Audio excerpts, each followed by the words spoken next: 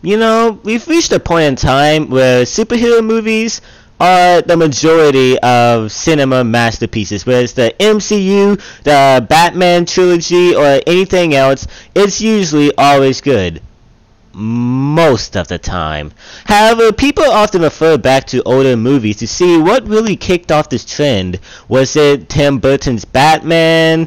Was it X-Men? What really paved the way for stuff like the MCU and DCU? Well, in my honest opinion, I rather think it was actually the early Spider-Man movies. And so, after recent things such as the Spider-Man game, the Spider-Man Homecoming movie, and stuff like that, I often think back to all the different Spider-Man movies and variations there were. So now I do find it appropriate for my first ever retrospective to date back to all of Spider-Man's movie appearances and to see how the media has shaped him up leading over to Spider-Man Homecoming. So before I even get into Sam Raimi's Spider-Man trilogy, I should also go over briefly Spider-Man's origins. So there's basically a nerd, Peter Parker, who's very small. He gets bit by a radioactive spider. Boom, bang, Uncle Ben gets shot, Spider-Man story. So Sam Raimi had a lot of material to work with because there was a lot of stories that the comic books did go to. I should also mention that the TV shows with oddly catchy theme songs did shape up Spider-Man 2, and he was already sort of popular between people. However, this Spider-Man movie was really what made the character so popular and easily the most popular superhero ever, other than Batman or Superman. Or the Hulk. You know what? Let's just go ahead and get in. So, this is Spider-Man 1. Came out in 2001, directed by Sam Raimi. So, let's go ahead and begin. So, basically, the plot to the first movie is kind of the exact same thing as the comic book with little variety.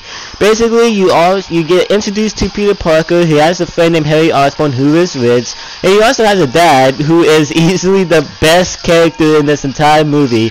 Not because he was written well, oh no, but because the actor who plays him has the best performance ever. Literally, I could take any screenshot of this movie of him making a pose, and it will instantly be a cinema masterpiece. He single-handedly is the biggest highlight of this movie, and is what people really do remember about it. However, other than him, you also have Mary Jane, who's the typical love interest of Peter Parker. However, this movie was one of the first superhero movies ever made, so I will let it slide. And I also almost forgot to mention Peter Parker's parents. Well, not parents. It's kind of guardians, as you will, Uncle Ben and Aunt May, and it's never really addressed what happened to his real parents in this movie. I mean, even though The Amazing Spider-Man wasn't really a good movie, I'll get into those later, they did really go over what happened to his parents, and that's also something Homecoming didn't really address too. As much as I like Aunt May and Uncle Ben, I do like an explanation of what really happened to his parents, and it's kind of funny that the worst movies out of the bunch were the only ones to address this, but whatever. So anyways, now that I've addressed all the major characters, let's go ahead and get into the plot. So basically, Peter's on a field trip, and then he gets bit by a radioactive spider, and he starts gaining powers. Meanwhile, Norman is desperately trying to create I don't know what it was, a super weapon, something like that, a serum to make soldiers stronger, and he's basically trying to do it for this military group, or else they're going to pull funding, and he's going to be ruined. So he desperately tries, but he's unsuccessful. So then he decides to be the first human experiment to test it on, which, if you've watched any movie ever, you know how this is going to go. He gets tested, he becomes evil, and the best clip of the movie plays, and boom, he is the Green Goblin. And they don't really address how he made his suit, but okay, so he has the evil suit now, and he's the Green Goblin. Meanwhile, Peter becomes a hero and becomes Spider-Man, and that is the movie. So now I know what you guys gonna be thinking. What's the tone of this movie? Is it serious like Batman, or is it lighthearted and fun like the MCU? This movie is really cheesy. In fact, this is probably the cheesiest movie I've ever seen in my entire life.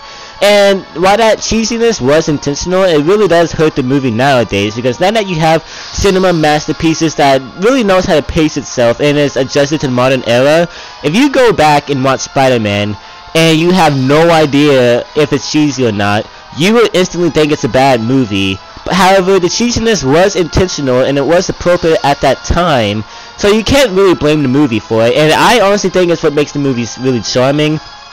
And yeah, all J movies have their own form of cheesy. Whether it's bad cheesiness or great cheesiness, it's still cheesy, and I love it about this movie. So let's get into the special effects. Okay, as much as I love the Sam Raimi trilogy, I gotta be honest, Spider-Man 1 has some of the worst special effects I've ever seen in any movie, and that's to be expected because it came out in the early 2000s. And this really shows whenever Green Goblin is on screen, or whenever Peter takes off whenever he's about to web swing. Yeah, this movie has really outdated special effects. But you know what? I'll let it slide because the movie is still good. As I mentioned before, the characters, they act really well. Even the bad performances are usually the best performances of the film because of how entertaining they are.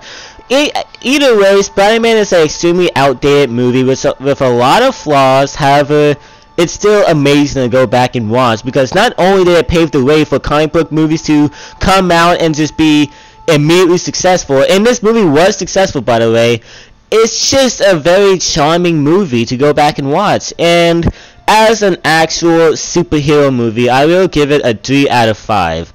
It's okay. It has a decent plot, decent villain and all of that, but enjoyment wise, I'll give it a 4 out of 5. Because while it isn't necessarily a really good movie, it is highly entertaining. And if you're wanting a really decent superhero movie with a lot of side plots and characters and developed relationships, which this movie does somewhat have, you will be somewhat disappointed. However, if you want a light-hearted, charming movie to go back and watch, this movie is one of the movies that I would pick for you to go watch. So, after Spider-Man's success, it is no surprise that it did get a sequel, Spider-Man 2, and I just gotta be extremely biased here for a second. I think it's the best Spider-Man movie ever to come out. And I know what you guys are going to be saying. What? Homecoming came out. This doesn't make sense. No compute. You're the worst YouTuber ever. Unsubscribe. Let me actually talk about the movie first, and then you can unsubscribe and leave all those delightful comments that I love to read. So anyways, let's get into the plot of Spider-Man 2. So basically, after Spider-Man 1, Harry Osborn is not doing too kind to Spider-Man. He kind of hates him because, you know, he saw Spider-Man holding his dead father in his arms. Yeah, if you saw a hero holding a dead parent, that will cause a slight negative reaction.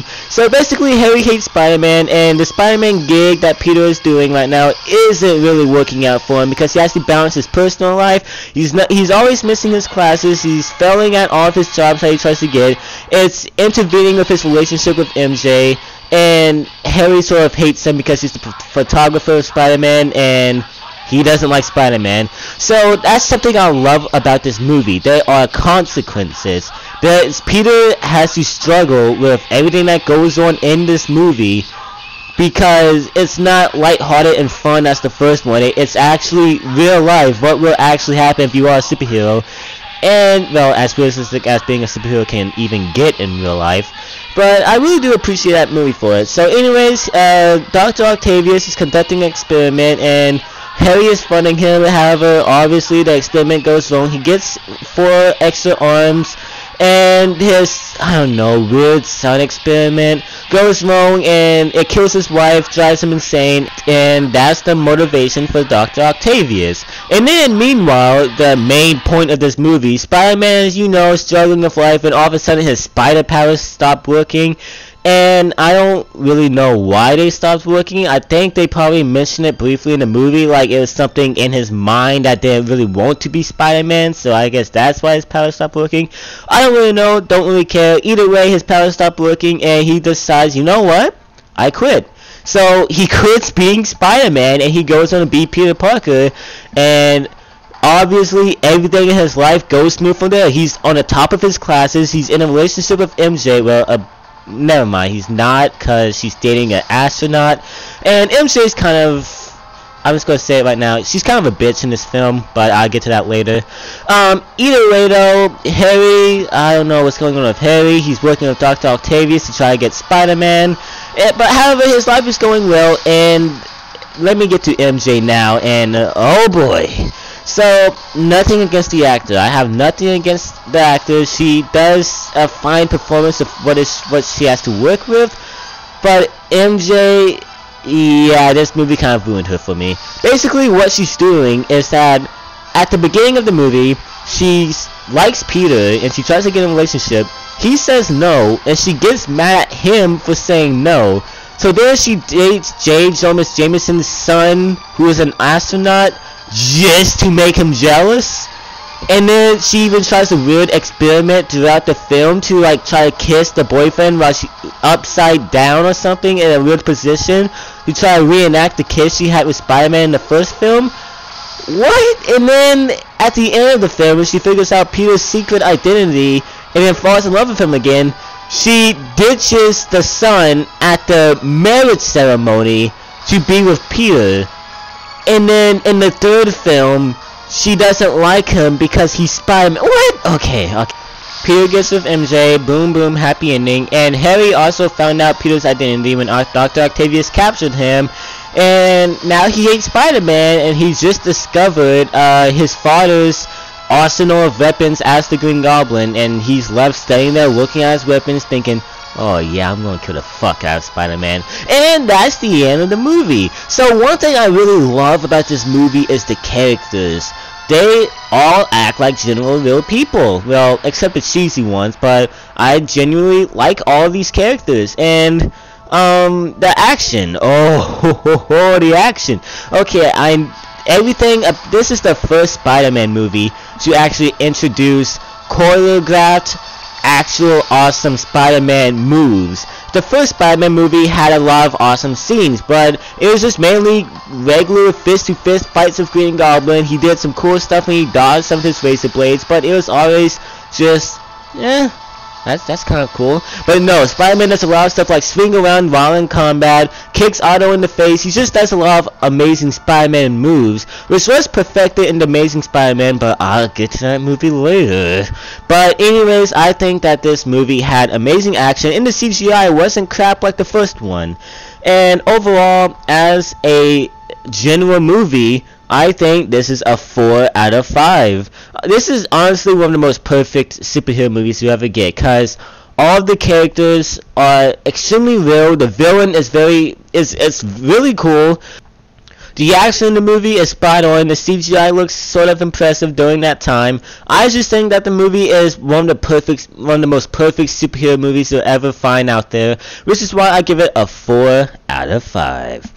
So naturally, after this movie and after the high praise it did get, we did get a sequel to it, Spider-Man 3.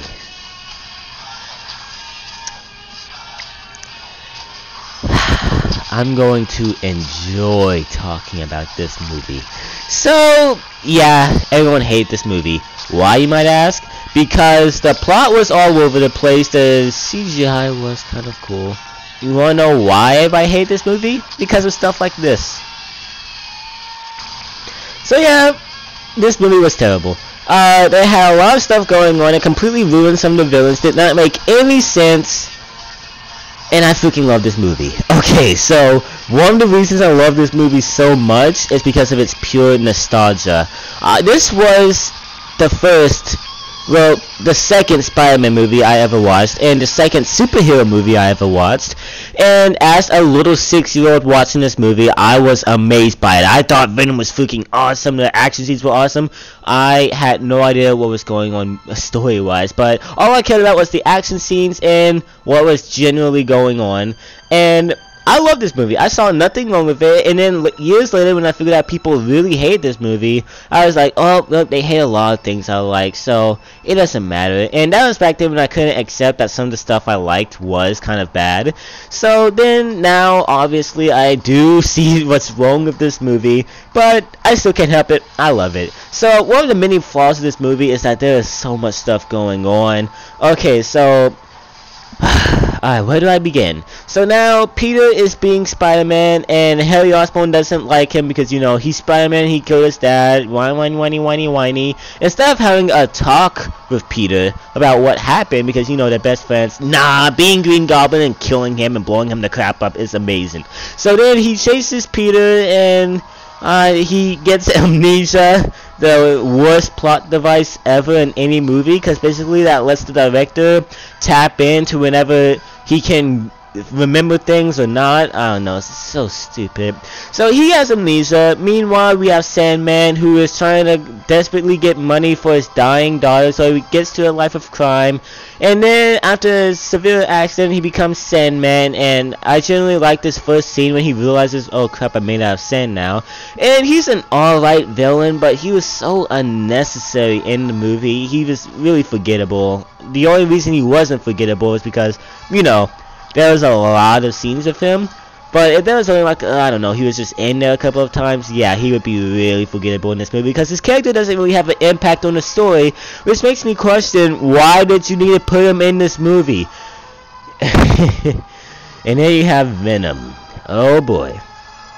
So, I like Eddie Brock in this movie, alright? He's Peter's rival. He doesn't like Peter. He wants to be the front man for the company of where he's working at. He wants to show Jameson that he's the best one there. And he doesn't like Peter because Peter gets in the way of that because he's Jameson's most reliable photographer.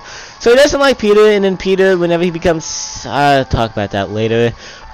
He basically exposes Eddie Brock for faking his photos. He gets fired, he loses his girlfriend, and he actually has a cool motivation for this movie. And then he becomes Venom at the final climax of the movie, and then and then whenever he says anything at all, like bless you, his stuff will just peel back, and then you'll see his face like, hey guys, by the way, I'm Eddie Brock still. Why? And then there's a brief moment in the fight scene whenever he sort of says something as Venom, and it looks good. So why didn't they want him to say anything while with the mask on? I don't get it. Did the actor say you need to show my face at all times because I want to be Venom? No, just why couldn't Venom just be Venom? And he could have talked with that cool CGI face you have there. I don't understand. But either way, Venom's in there. Cool. The action. So, I thought the action for this movie was pretty good. It doesn't really improve off of Spider-Man 2, and there aren't nearly as awesome action scenes as there were in Spider-Man 2.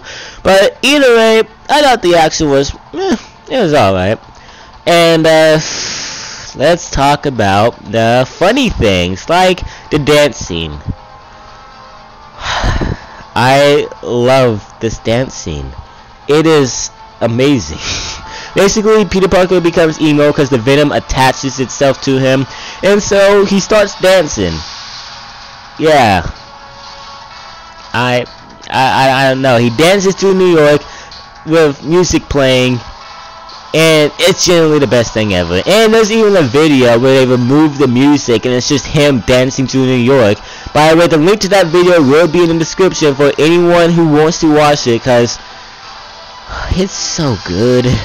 But yes, so that's basically it. Spider-Man 3, yeah, it's a terrible movie. However, I still thought it was a hilarious movie. So, you know what, I give it a 2 out of 5 as a movie. As much as I wanted to give it a 5 out of 5 by how enjoyable it is. There was an article that did release when this movie first came out, placing it in the top 50 worst movies ever. And I'm just going to go ahead and say this right now. This is not one of the top worst movies ever to come out, okay? There's a lot of bad movies out there. Sure, you can say whatever you want, but it is not that bad. It's below average at best. There's a lot of bad stuff about it. And the reason everyone hated this movie so bad was because it just came off a highly successful sequel prior to this movie. However, I still do think that this movie isn't that bad, okay? There's a lot of decent stuff about it, like the action scenes and some of the villain's motivations, but it just fails as a movie and all. However, enjoyment-wise, I'll easily give this movie a 5 out of 5. You just cannot have a bad time watching this movie. It is hilarious. I honestly love watching this movie.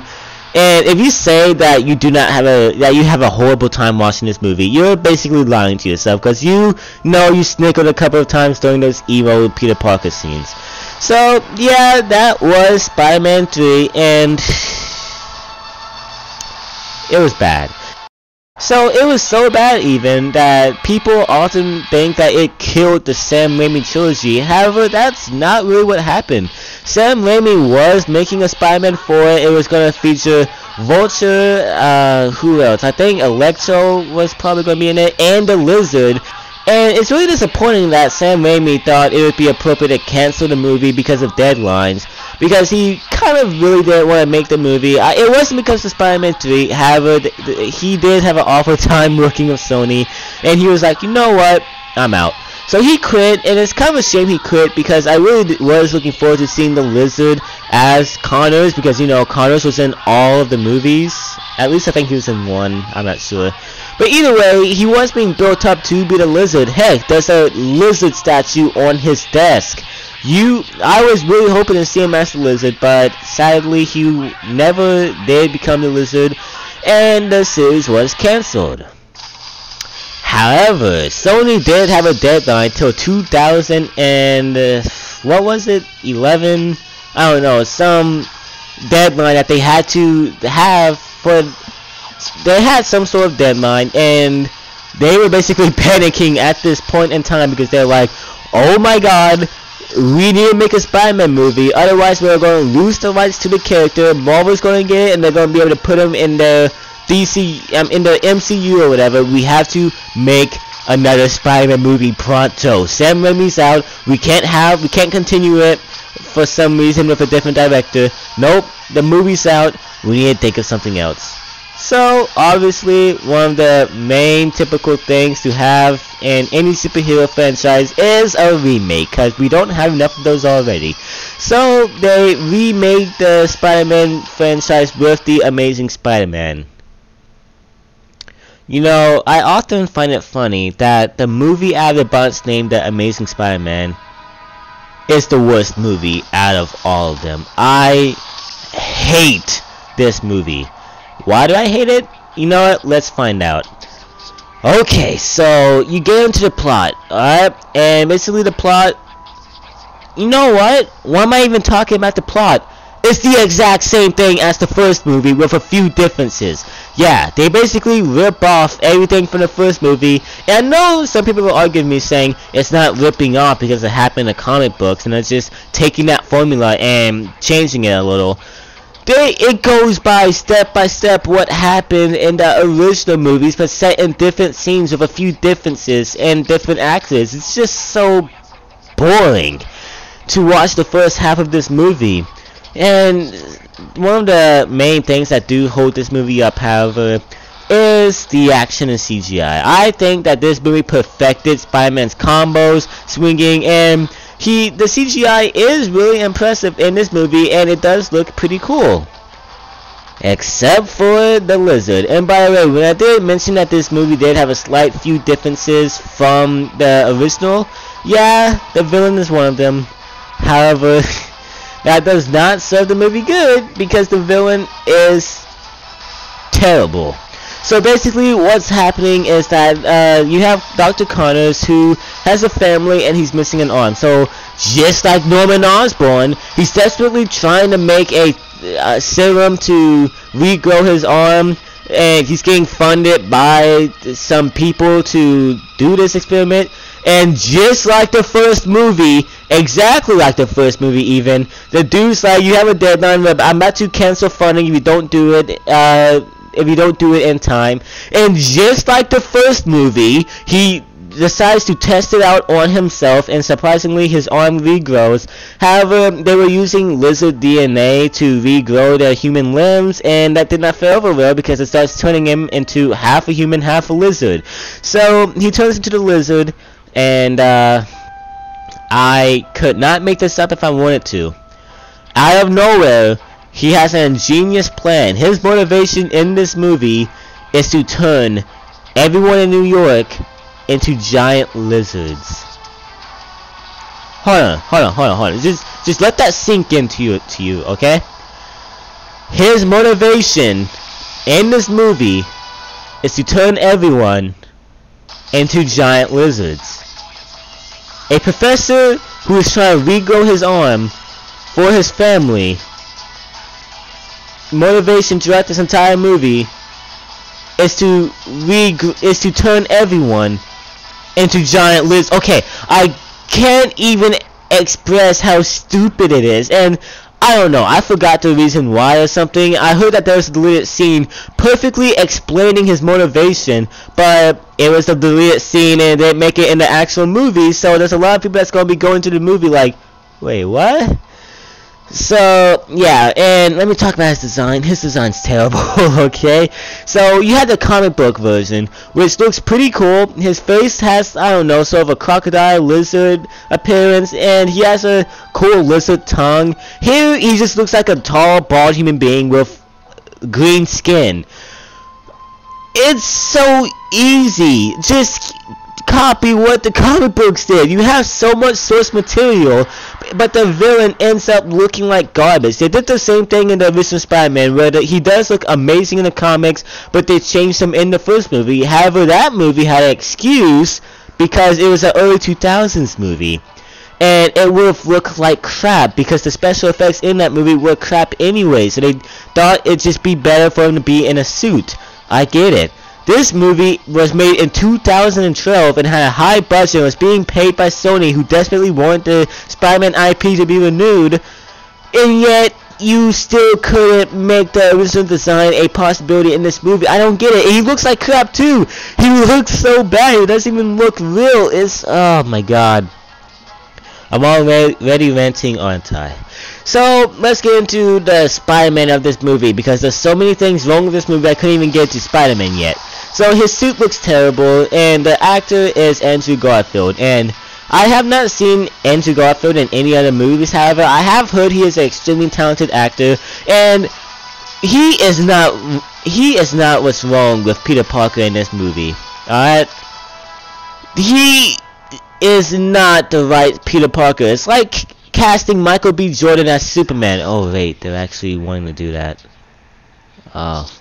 It's just, he doesn't fit Peter Parker. Peter Parker is supposed to be a generic nerd who basically becomes Spider-Man, and then he has a bunch of confidence and becomes cool while he's in Spider-Man. But then as Peter Parker, he's really shy and nervous because he's just a generic, you know, he's a loser, alright? He's just a loser. In this one, he's skateboarding down the halls. He has a girlfriend who, I don't know, he's sort of shy about, and they do explain that he is really smart in this one. But the opening to this movie, whenever Flash is bullying someone, that's not even him. It's some random kid, because Andrew Garfield is such a cool actor that they even want him. Sure, Flash punched him in the face, but that's not the same as getting held by your underwear and being forced to have your face bathed in lunch food. I don't know, it's just so stupid. So Andrew Garfield does not make a good Spider-Man, alright? And yeah, this Spider-Man movie, it sucks, okay? Gwen Stacy, while she is a better love interest than Mary Jane, who was kind of really annoying in the original movies, and at the end of Spider-Man 2 and 3 anyways, this one, she's okay. I don't have anything, she's just alright. But yeah, this movie, I don't hate it because it's a bad movie. I hate it because it's a boring movie. Okay, to me, there's different kinds of bad. There's funny bad, which is basically Spider-Man 3. There's boring bad, and there's offensive bad. This movie is easily in a fine line between boring and offensive bad, because it's so boring, because it copies everything that happens in the original movie in the first half, except he becomes Batman for some reason, and he's even at the point where he's trying to kill the person who took Uncle Ben's life. Okay, listen here. Peter Parker killed Uncle Ben's killer in the original Spider-Man movie by accident. He saw him, he was really confused, and basically the killer backed up in field and, you know, got flung out the window. In this one, he's trying to find the killer so that he can actually kill him. And he interrogates people as if he's Batman. No, that makes no sense. Okay, I know in the original Spider-Man movie, his motivation to becoming Spider-Man was to find Uncle Ben's killer. But he wasn't going to kill him. He was going to bring him to justice. Here, he's trying to literally kill somebody. You can't root for a superhero when he's trying to kill someone, alright? Unless it's Deadpool. He has an excuse. Or Wolverine. Anyways, though, so basically, Andrew Garfield, the entire Spider-Man to this film doesn't work. And, oh, I completely forgot where I was at. Anyway, so yeah, this movie is boring bad because it copies the first half of the movie while still making it worse with him becoming Batman and an unlikable hero. And it's offensive bad because it's offensive that they think that we're so stupid to just buy whatever they just throw at us. Like, we can completely botch a random Spider-Man movie, just put random stuff in it, copy and paste the original movie, boom, you're gonna like it because it's Spider-Man. No, that's not how Spider-Man works. So yeah, The Amazing Spider-Man sucks, and you do not know how desperately I wanted to make this a 1 out of 5. However, I do have to agree that if this is the first Spider-Man movie you ever see, you will like it, okay? I liked it when it first came out because I didn't remember the original ones that much, and I thought it was just, but no. When you do see it, it feels like it's one of the worst. This is honestly one of the worst superhero movies I've ever seen because it's so boring with any effort put into it, and it's just a very dumb superhero movie. And I will give it a 2 out of 5 because it does have some, well, one cool scene when he's fighting the lizard at the school, and that's pretty much it. Alright, 2 out of 5. Moving on. Okay, so out of nowhere, because it was called The Amazing Spider-Man, it was the first Spider-Man movie in a while. This movie did get a lot of attention, and a lot of people went to go see it because, you know, it was a Spider-Man movie, and it made a lot of money, and Sony was like, you know what, baby, we got in that IP, the MCU is not taking that character, put out a second one pronto. And so, they agreed and made a second one. And a lot of people says this is worse than the first one. And I disagree. While this one is technically a worse movie, it's not boring to watch as much as the first one, and it's actually, you know, somewhat original, unlike the first Amazing one, which I think is the worst Spider-Man movie ever, by the way. Yeah, I really hate it. It's terrible. So then we get The Amazing Spider-Man 2, which people say is the worst one, and I don't really fault them for that. Okay, I get it. Alright, The Amazing Spider-Man 2, yeah, it sucks, but it's not boring. So let's get into the reason why. Okay, so basically, after The Amazing Spider-Man, Peter broke up with her, and she was very, Peter didn't really want to be in a relationship with Gwen Stacy because, you know, her dying father told him not to. However, he just says, you know what, screw it, I'm gonna be in a relationship with her. So then he decides that, never mind, I don't want to because I'm getting PTSD of her dad. So he breaks up with her. Meanwhile, they never learned their lesson from Spider-Man 3, so they have thousands of villains in this one. I just mean 3, okay? My bad. I'm trying to be hyper in this review, but it's just 3 villains. Okay, so you have the Rhino, who's barely in the movie, so why do you put him in the movie? Oh yeah, because they were hyping up that Sinister 6 movie that never came out. And then you have Electro, who honestly is one of the major highlights of this movie. And then you have the Green Goblin, who is surprisingly one of the worst parts about this movie. I'll get into that later. And so Peter meets up with Harry Osborn, who apparently they were childhood friends, and he was never mentioned in the first one. You know what? I don't care anymore. So then Harry Osborn, but he does come to the conclusion that Spider-Man can self-heal, which is never referenced in this movie whatsoever, but I don't care. And Spider-Man disagrees because, you know, he's a douche. Like, your best friend is dying of a sickness, and you have the cure, but you're just like, nah, because that's a slight chance it could not work. Even though you're already dying and you're suffering, still, I don't care. So then, so that's Green Goblin's motivation of the movie, and now I get to talk about the villains. Okay, so we have Rhino, who's barely in the movie. He's boring. They could have literally replaced him with anyone in the opening. Would have made probably more sense, because he gets caught in this movie, but then he just randomly breaks out, and has a rhino suit. I don't care anymore. Alright? This movie sucks. So Rhino sucks, and then you have the Electro, who I thought was a really good villain. So the reason I like Electro is because he actually has motivation. His theme song's pretty cool, and I don't know, the action scenes with him is amazing. The final fight with him is amazing. His design's amazing. I just love Electro in this movie. I thought his motivation was awesome. Basically what his motivation is that he's a nobody. Everybody hates him. They're stealing his grid plans. He designed a power grid and they stole his plans. They don't have him with any credit. And he gets picked on, and basically he's under society. Everybody treats him like trash. But then Spider-Man saves him in the beginning of the movie, tells him he's not a nobody, you're a somebody, you are great, don't let anyone tell you otherwise, and you are an amazing person. He swings away, and that causes Electro to become obsessed with Spider-Man, even going to as far as claiming that they were best friends. So then he has to stay overnight because he's forced to attend to this power problem. He falls into a vat of electric eels and then becomes the Electro.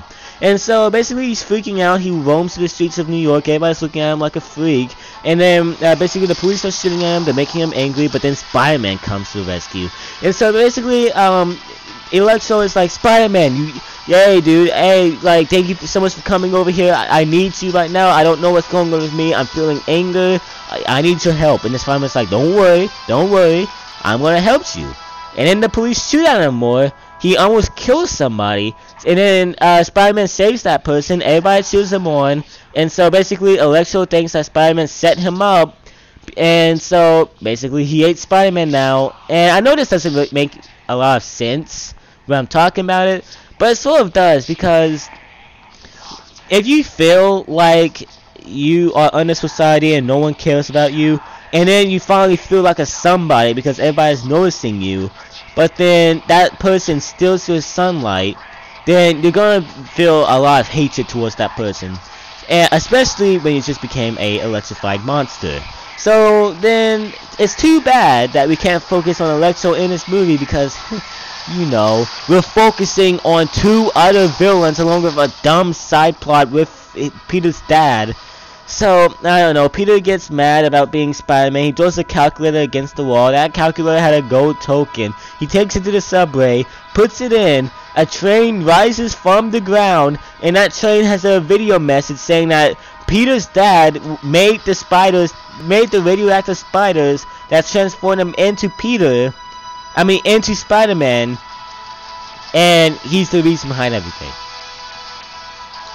I'm not making this up, by the way. So this happens in the movie, and I just don't care at this point. So anyways, Electro has a fight with Peter, and then basically at this point, Harry Osborn is desperate, so he breaks into Osborn Corp. He frees Electro, steals this vial of green liquid that they were testing, or so, I don't know what it was, and then drinks it, becomes the Green Goblin, and then out of nowhere, he's extremely talented with his little flying surfboard, while it took the original Green Goblin a lot of training to become good at it. I don't know at this point. This movie sucks. So, yeah, and now he's the Green Goblin. He comes over there after Peter blows Electro up, by the way. He has no problem killing in this series whenever he has to. And the thing about it is that in the original movies, all of the villains didn't die directly by Peter. They killed themselves by accident all the time. So basically, Norman Osborn, in a final desperate attempt to kill Spider-Man, the surfboard came over there, missed Peter, and impaled him. And in Spider-Man 2, Dr. Octavius sacrifices himself, finally coming over to the light, and he sacrifices him to stop the sun experiment he created from destroying all of New York. In Spider-Man 3, Eddie becomes separate from the symbiote, freaks out over it, and then runs over to it as a bomb is being placed in it, and then explodes. In this one, he has a plan to blow Electro up, follows through with that plan perfectly, and kills Electro and feels no emotion towards it.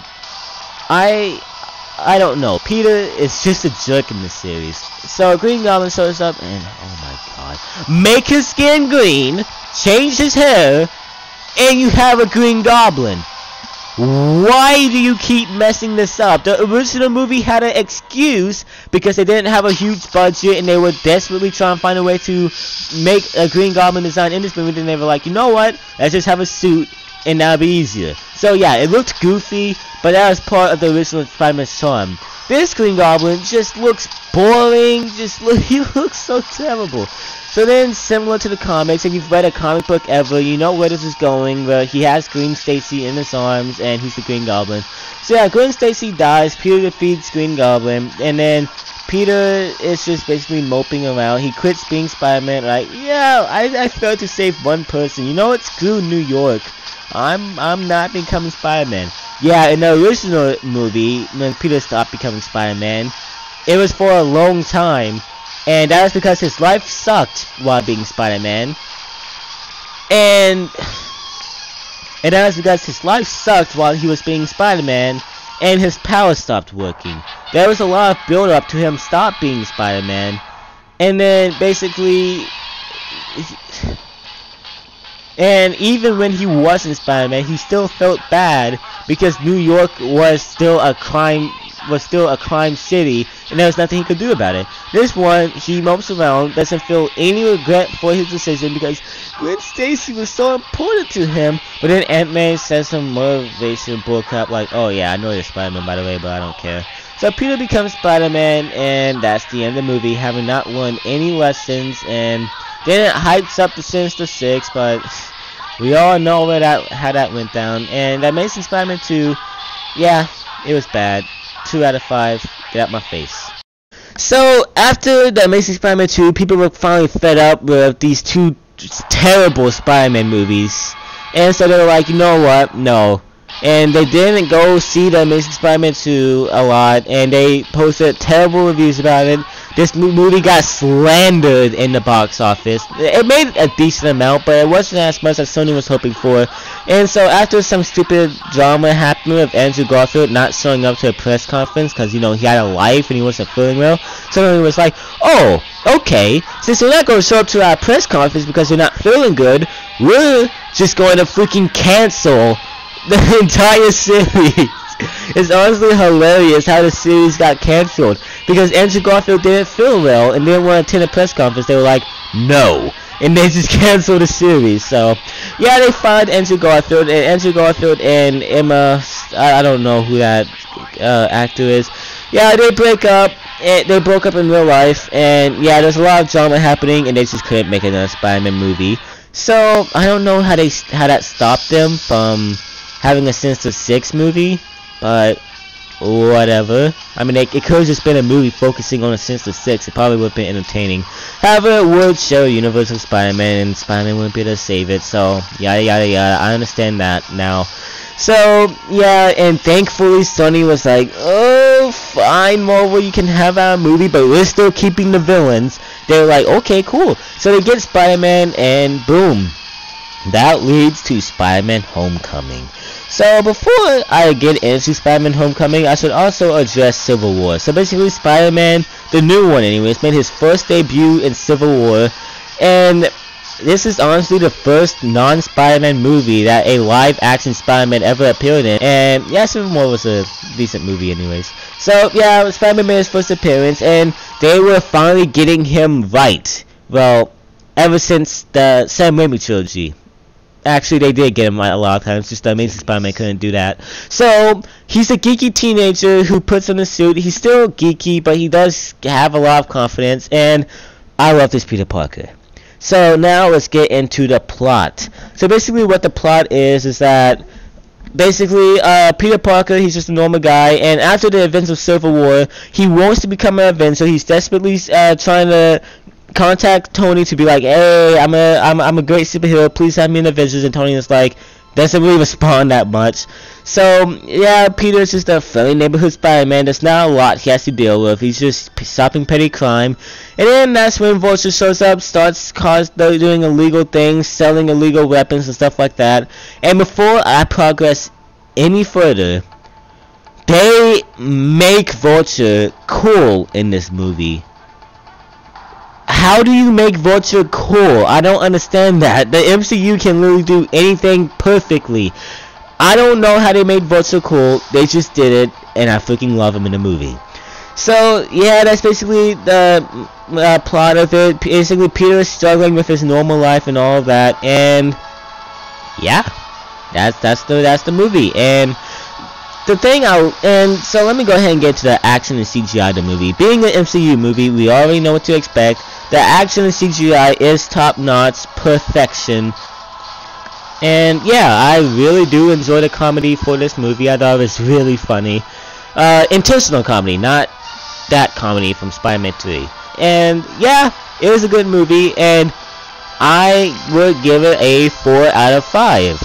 Alright, so now that we've talked about all of the Spider-Man movies, let's go ahead and address all of them. So coming in last place is the Amazing Spider-Man 1, cause oh my god, I hate this movie. It's not a really horrible movie as I'm making it out to be. However, if you've seen the original movies, there's no point in seeing it because it's such a waste of time, because they just do the whole Uncle Ben stick again, except they just make it absolute pure garbage. And the lizard was terrible. Everything about this movie was garbage, except for that one school fight. I don't know why I like it. And while the school fight was a good fight, it wasn't even mind-blowing. It was just, that's sort of cool. And yeah, this movie is probably one of the worst superhero, if not the worst superhero movie I've ever seen in my entire life. And I've grown a natural hatred for it. Coming in at number 5 is The Amazing Spider-Man 2. As I said, not much about this movie can be really, said about. Not much about this movie improves of the first movie, except, it's actually original, and they actually try in this movie. Trust me, it's still a bad movie, but at least they actually try to make a good movie in this instead of rushing it for deadline purposes.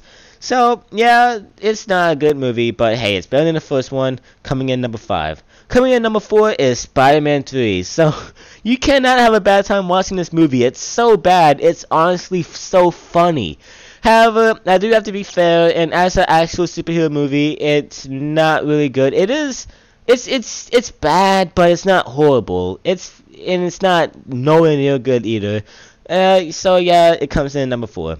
Coming in at number 3 is Spider-Man, the original one, and I really like this movie because it was really cheesy, yeah, but it was really charming, and overall, it was just it was just such an entertaining movie because it's so awesome to go back and watch nowadays. I don't know, there's just something about it. It's the tone, the charm about it, everything about it. It's amazing to go back and watch. I honestly like it. So that is why it comes in number 3. Coming in number 2 and 1. Well, I'll go ahead and say number 1 first, so that number 2. I'll just go ahead and say number 1 first, so that it's not spoiled when I say number 2. Coming in number 1 is Spider-Man 2. Coming in number 2 is Spider-Man Homecoming. Okay, so I know what you guys are going to say. Why do you think Spider-Man 2 is a better movie than Spider-Man Homecoming? Well, for obvious reasons. Well, not obvious reasons, but for obvious reasons that I didn't address in the video. It's in the video, but I didn't address it while okay, let me just go ahead and say it. Spider-Man Homecoming lacks any stakes. Okay, so you cannot make a Spider-Man movie you cannot make a Spider-Man movie with high stakes when it shares a universe with the freaking Avengers along with Ant-Man 2. It's just, there's so many superheroes, you can't even get upset if anything fails. Heck, you know what? Iron Man was about to stop the main villain in the movie. He caught the FBI. He was honestly on the hunt of the main villain, but then Spider-Man came, ruined it, and that's what led him to getting his suit taken away. And legit, there's no stakes in this movie because Spider-Man shares a universe with so much more overpowered superheroes than him.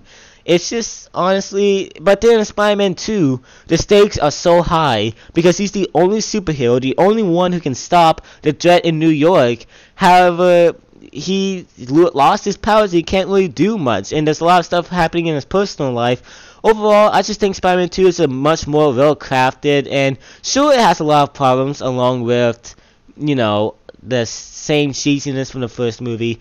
Still, I thought it's a much more entertaining movie and a much more fun and a much more, high stakes movie than Spider-Man Homecoming is, which is why I place it in number 1 and Spider-Man Homecoming places in number 2.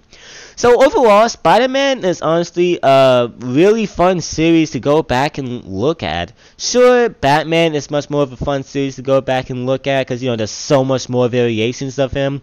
But however, still, Spider-Man is a really charming character, and I'm excited to see where they go from here. Hopefully they make a Spider-Man movie that tops Spider-Man 2 someday. But however, even at their worst, Spider-Man wasn't really bad, it was just mainly boring. So yeah, sure, Spider-Man has had a lot of bad movies, but at his worst, they weren't really bad, they were just, really boring, causing Spider-Man, the franchise as a whole, to come in as a 4 out of 5. Sure, there's a lot of bad ones, but the good outweighs the bad, and the bad has a lot of good elements about them too. Well, most of them. So yeah, everybody, that was my first Spider-Man retrospective, and I know it kind of sucked, okay? I am basically saying this at the time of me recording this retrospective. I don't really think I did a really good job at this, but that's what makes this fun. I get to make a retrospective, see what was wrong about the first one, and improve on that. Maybe, actually write a giant script for it so I don't stutter a lot. And yeah, I really do enjoy the Spider-Man series as a whole. What do you guys think? Oh yeah, what do you guys think? Do you guys think that the Spider-Man movies were really good? What was your favorite Spider-Man movie, and what was your least favorite Spider-Man movie? That's what I want to know. In fact, I actually went around the class and went around my school and asked people what was their favorite Spider-Man movie, and the majority of favorites was Spider-Man Homecoming, and the majority of least favorites was The Amazing Spider-Man 2. And yeah, I can see why, because a lot of people don't really remember the original Spider-Man movie. They probably would have hated Spider-Man 1, The Amazing Spider-Man 1 for it, because, it's unoriginal and boring as crap. But you know what? Everyone has their own opinions, and hey, there was even a guy that I interviewed that said Spider-Man 3 was their favorite. Not because it was bad, they actually thought it was a really good movie. And there was one person that I even interviewed that said Spider-Man 1 was the least favorite. I don't know, it's very fascinating hearing people's different opinions, and that's what makes doing these retrospective videos really fun. So I hope you guys have enjoyed this video. If you have, then please like and subscribe, and I will see you guys next time. Peace.